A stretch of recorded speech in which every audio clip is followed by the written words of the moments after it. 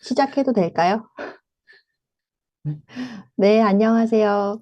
2025년 낭만임장 신년회 분양권 거래 프로세스를 맡은 문멘토 공인중개사 사무소 이지연 중개사입니다. 지난 2, 3년간 데일리 문멘토 방에서 청약에 당첨되신 분들도 아주 많았죠. 저희 부동산의 분양권 거래를 의뢰해 주신 분들도 아주 많았습니다. 거래 진행을 하면서 저희 고객분들께 설명해 드렸던 부분들, 그리고 분양권을 처음 양수하시는 분들께서 궁금해 하셨던 사항들을 모아서 정리를 해 보았습니다. 2025년 청약에 도전하시는 분들, 분양권 거래를 하고자 하시는 분들께 도움이 되었으면 좋겠어요. 제가 맡은 부분은 크게 두 가지로 나뉩니다. 첫 번째는 분양권의 기본적인 내용들이고요. 두 번째는 분양권 전매 프로세스를 이해하기 쉽게 정리를 해보았습니다. 분양권의 개념에 대해서 모두들 알고 계신가요? 분양권이란 준공 후 아파트 혹은 오피스텔에 입주할 수 있는 권리를 말합니다. 이러한 분양권은 사고 파는 행위가 분양권 전매입니다. 청약에 당첨되어서 받은 분양권이 실제 주택이 될 때까지 보유하는 사람들이 있는가 하면 주택이 되기 전에 타인에게 팔기를 원하는 사람들도 있습니다. 분양권의 주택단지가 인기가 있는 단지라면 최초 청약 당첨자가 산 금액에서 플러스 프리미엄이 형성이 되겠죠. 인기가 없다면 분양가 또는 분양가 아래로 마이너스 프리미엄으로 거래가 되기도 하는데요. 서울과 수도권에서는 지난 상승장에 분양했던 많은 단지들이 플러스 프리미엄으로 분양권 거래가 되었었습니다. 정부에서는 실제 수요자들에게 아파트 또는 오피스텔 등의 분양권을 공급하기 위해서 일정 기간 동안 분양권 전매를 제한하는 제도를 펼치기도 하였습니다. 분양권의 전매 제한 기간은 보통 최초 당첨자 발표일로부터 일정 기간, 최근에 저희 방에서도 당첨자가 나왔었죠. 서울원 아이파크와 상봉 퍼스트파크의 전매 제한 기간은 당첨자 발표일로부터 1년입니다. 종종 실무에서는 이를 어기고 전매 제한 기간에 분양권 전매를 가담하는 경우를 보기도 합니다. 이러한 불법 전매 거래에 가담한 자들은 주택법에 따라 3년 미만의 징역형 또는 3천만 원 미만의 벌금형에 처해집니다. 분양권 전매 시 확인해야 하는 서류는 분양계약서, 옵션계약서 외에 권리의무 승계서라는 서류가 있는데요. 내가 사고자 하는 분양권의 그간의 흐름을 볼 수 있습니다. 소유주가 최초 분양받은 자로부터 언제, 누구에게로 변경되었는지의 기록이 남아 있는데요. 예시에 주어진 분양권의 경우 두 번의 권리 변동이 있었습니다. 뒤에서 설명을 드리겠지만 권리의무 승계서 내역서상의 소유주 변경에 따라서 최종적으로 등기를 하기 위해서 필요한 정보 수입 인지가 몇 장인지 알 수 있습니다. 분양권 거래 시 주의해야 하는 사항 중 가장 첫 번째는 양도인의 신분인데요. 내가 사고자 하는 분양권을 적법한 소유권을 가진 자로부터 내가 매수를 하는 것이 맞는지 확인하는 절차입니다. 많은 공인중개사들도 분양계약서와 옵션계약서 상의 분양자가 맞는지 신분증과 계약서를 대조하여 조합, 시행사, 시공사에 확인을 하는 절차를 거치게 됩니다. 분양권의 양수인은 양도인이 선택한 유무상의 옵션 사항을 그대로 승계하게 되어 있습니다. 분양권을 매수하시기 전에 수분양자가 어떤 옵션에 얼마를 냈는지 체크하는 것도 중요합니다. 요즘 신축 아파트를 분양받으신 분들은 기본적으로 발코니 확장, 시스템 에어컨, 중문 정도는 선택하시기는 하는데 최초의 투자금을 줄이기 위해서는 발코니 확장 정도만 선택하시는 분들도 종종 있습니다. 분양 계약서와 옵션 계약서 상의 계약 조건을 꼭 확인하세요. 보통 수분양자의 경우 계약금은 정당 계약일에 분양대금의 10%를 지급합니다. 옵션의 경우는 시공사별로 상이한데요. 유상 옵션 계약의 금액은 10%에서 40%까지 지급하기도 합니다. 분양 중도금 역시 단지마다 다르긴 하지만 분양대금의 50%에서 60%, 보통은 대출을 실행을 하기도 하고 현금으로 잔압을 하는 경우도 종종 봅니다. 중도금 대출 조건 역시 해당 은행에 미리 확인하는 것이 좋습니다. 중도금 무이자인 경우도 있고 중도금 유이자 후불제 등등의 다양한 방식이 있습니다. 서울과 수도권의 경우 보통 최근에 분양한 아파트 단지들의 경우는 중도금 대출, 유이자 후불제 단지들이 많고 지방 소도시의 경우에는 중도금 무이자인 단지들도 종종 볼 수 있습니다. 중도금을 수분양자가 현금으로 납부한 경우는 양수자의 투자금이 커지게 되는데요. 계약금에 더해서 중도금 잔압 부분까지 양도인에게 지불해야 하기 때문입니다. 그래서 보통 분양권을 계약하시는 분들은 중도금 대출을 하는 경우가 많습니다. 미래의 매수자가 대출을 승계하여 투자금을 줄일 수 있기 때문이고 실제 중도금을 잔압을 하였느냐 하지 않았느냐에 따라서 분양권의 프리미엄에 영향을 미치기도 합니다.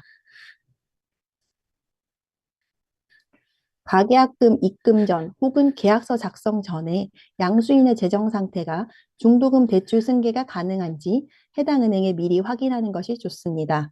보통 양수인의 소득 증명과 기존 중도금 대출 실행권 여부에 따라서 대출 승계 가능 여부를 따지는데 이는 은행별로 조건이 다르기 때문에 미리 확인을 해보는 것이 안전한 거래를 위해서 좋습니다. 또한 중도금 대출이 5회차 혹은 6회차까지 완료 전에 분양권을 전매받는 경우 대출 승계 시점에 따라서 허그 대출 보증료 부담의 이슈가 생기기 때문에 이 또한 양수인과 양도인이 미리 협의해야 할 대상입니다. 중도금 대출 보증의 경우는 보증 금액에 보증료율을 곱한 것을 1할로 계산하게 되는데요. 2025년 1월 현재 인당 보증 한도는 사라졌으나 세대당 최대 2건까지 중도금 대출이 가능하기 때문에 가계약금 입금 전에 가계 내에 다른 중도금 대출권이 있는지 한번 점검이 필요합니다. 분양권 양도인이 신경 써야 하는 부분은 양도소득세인데요. 분양권 역시 부동산에 관한 권리이므로 양도함으로써 발생한 이익 혹은 소득을 과세 대상으로 세율을 매겨 부과하고 있습니다. 분양권의 경우 지난 상승장에 단기의 시세 차익을 노린 투자자들이 많아서 보유기간 1년 미만의 경우는 77%의 세율, 1년 이상의 경우는 66%의 세율을 부과하고 있습니다. 2025년 현재의 보유기간 1년 미만의 분양권에 플러스 프리미엄이 1억 원이 발생한 경우는 양도소득세율이 77%, 양도인의 세후수익은 약 2,500만 원 정도입니다. 또한 1년 이상 보유한 분양권에 플러스 프리미엄이 1억 원이 발생한 경우는 양도소득세율이 66%, 그래서 양도인의 세후수익은 약 3,500만 원 정도가 되는데요. 이렇게 정상 거래에서는 양도소득세율이 높아서 거래 당사자 간의 전매가 원활하지 않게 돼서 생긴 일종의 편법이 하나 있는데 이게 바로 양도소득세 손피 거래입니다. 손피 거래는 양도인의 손에 프리미엄 M1을 보장하는 거래의 형태이고요. 이는 양도인이 내야 하는 양도소득세를 양수인이 대납하는 거래 형태입니다. 2024년 11월 7일자 기재부의 손피거래 유권 해석 발표 이전에는 양수자가 양도인의 1차, 2차 양도소득세를 대납하는 형태의 손피거래가 유효하였습니다. 예시로 보여드리는 분양권의 손피거래는 손피 1억 원, 보유기간이 1년 이상의 분양권 거래로 1차 양도세는 6천여만 원, 그에 다시 발생한 4천여만 원의 양도세를 합산하여 양수인이 양도인 대신 대납하는 세금이 약 1억 원입니다. 본 분양권의 총 매매 대금은 기존의 분양가 플러스 유상 옵션 플러스 양수인 부담의 양도세 플러스 손피 금액으로 총 약 12억 원 정도의 매매 대금이 형성됩니다. 두 번째 파트는 분양권 전매 프로세스를 크게 세 가지로 나눠서 계약, 중도금, 잔금으로 나눠서 설명드리도록 할게요.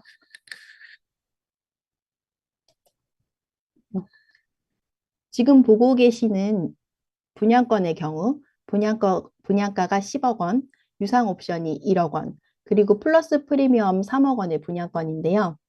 양도인이 본 분양계약 체결 당시 계약금은 분양대금의 10%, 유상 옵션 역시 10%를 지불하고 본 분양계약을 체결하였습니다. 이분은 본래 실거주 목적이었으나 해외 발령으로 매도를 해야 했으므로 문멘토 공인중개사무소에 플러스 프리미엄 3억 원으로 중개 의뢰를 하였는데요. 문성호 대표님께서 일주일 안에 프리미엄 3억 원을 지불할 의향이 있는 양수인을 찾게 되었고 전매 계약을 진행하게 되었습니다. 양수인의 초기 투자 현금의 경우는 프리미엄 3억 원에 기존 양도인이 분양계약을 체결했을 당시에 지불하였던 계약금과 유상옵션 금액을 더하여 총 4억 1천만 원이 됩니다. 중도금 대출은 60% 승계하였고 양수인이 본 분양권에 등기를 치기 위해서 필요한 나머지 자금은 잔금 30%에 유상옵션 90%를 더하여 3억 9천만 원이 추가적으로 더 필요하고요. 본 분양 단지는 중도금 후불제 이자 단지이므로 중도금 대출을 상환할 시에 후불제 이자가 발생하고요. 양수인이 중도금을 중도에 승계한 경우는 남은 회차에 필요한 허그 보증료가 추가적으로 지출될 수 있습니다. 또한 공인중개사의 중개보수도 물론 지불되어야겠지요. 분양권의 경우 실무에서는 거래 당사자들의 심적 변화가 매우 크기 때문에 변심을 방지하기 위해 가계약금을 크게 설정하게 됩니다. 또한 계약과 잔금까지의 기간을 짧게 설정하기도 하는데 예시에 보여지는 분양권의 경우는 계약부터 명의 변경일까지 약 한 달 정도가 소요되었습니다.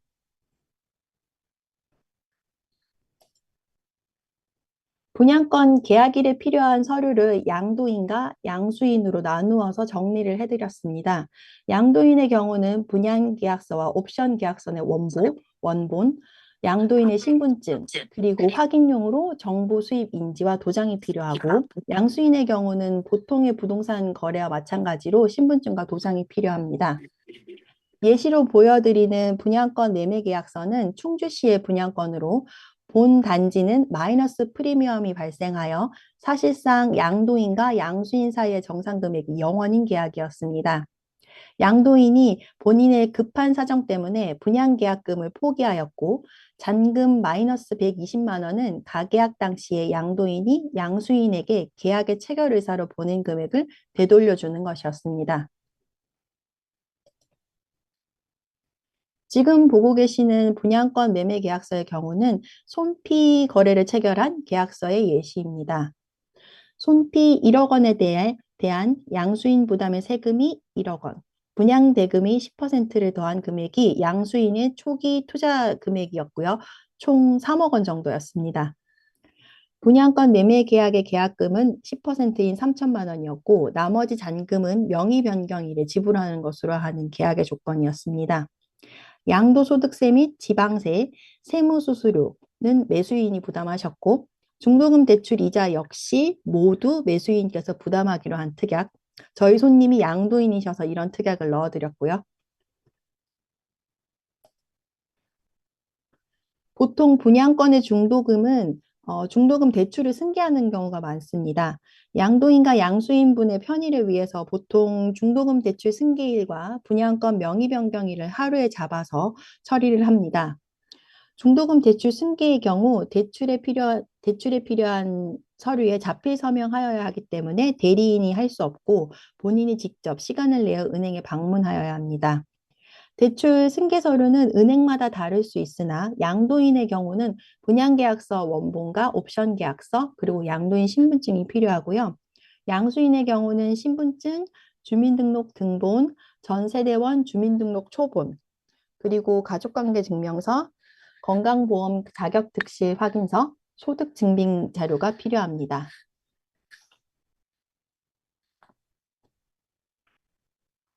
명의 변경을 위해서 가장 중요한 서류는 은행에서 발급을 해주는 중도금 대출 승계 확인서 혹은 중도금 대출 완납서입니다.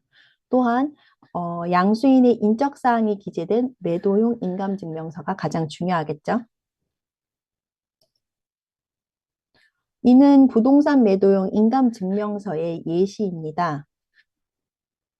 양도인 본인이 직접 발급한 인감증명서에 양수인의 인적사항이 계약서와 동일하게 기재되어야 있어야 하고요.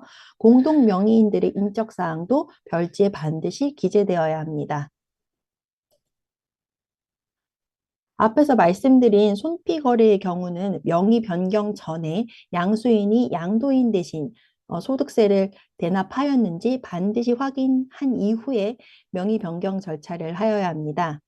양수인이 양도소득세를 대납을 하면 국세는 손택스에서 지방세는 위택스를 통해 대부분 1영업일 이내로 확인이 가능합니다.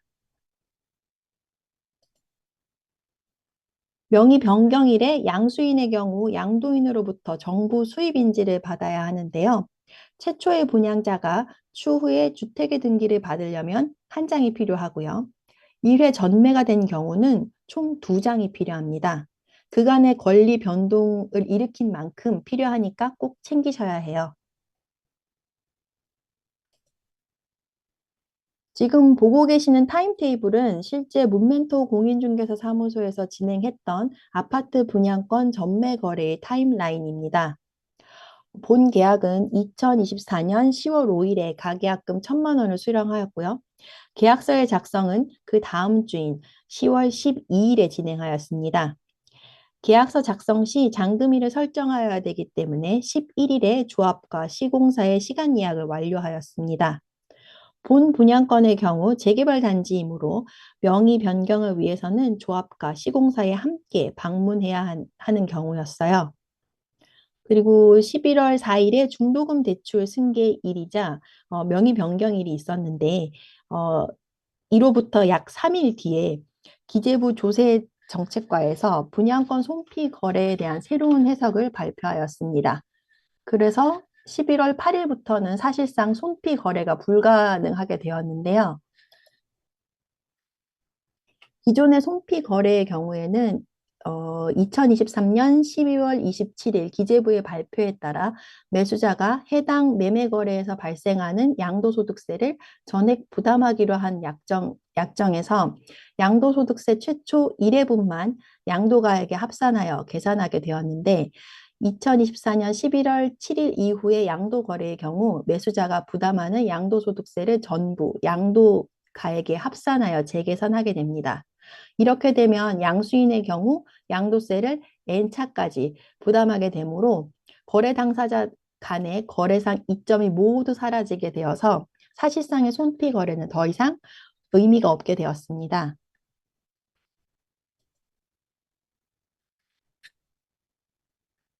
지금 보고 계신 지도는 2025년 서울내 분양 예정 단지를 표시해 보았어요. 2025년 분양 예정 단지의 경우는 대부분 재건축이나 재개발을 통해 공급되는 물량이 많습니다. 올해 서울 강남권 첫 분양 단지는 방배 6구역 재개발일 레미안 원페를라입니다. 모집 공고는 지난주 1월 17일에 발표가 났고 청약 기간은 다음 달이죠. 2월 3일부터입니다.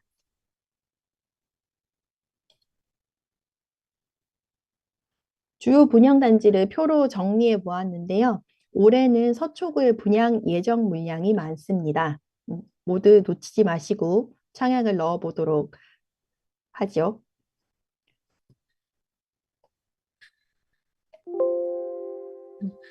이상 문멘토 공인중개사 사무소 이지연 중개사였습니다. 분양권 전매 관련된 부분 궁금하신 사항은 카페에 글을 올려주시면 확인하여 답변을 꼭 드릴게요. 좋은 후기 많이 남겨주시고요. 분양권 전매랑 임대차는 저희 부동산으로 꼭 연락 주십시오. 감사합니다.